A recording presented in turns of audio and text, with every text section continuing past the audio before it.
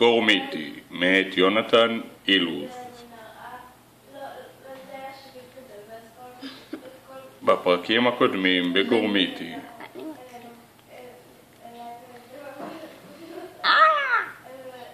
עכשיו אני אראה להם מה זה יום יבוא גורמיטי. יום יבוא, אל תפיקו, לא סיימתי, טוב, לא משנה. מה זה משעמם לי? אין מה לעשות. היי דוקס, רוצה לשחק כדורגל? לא תודה.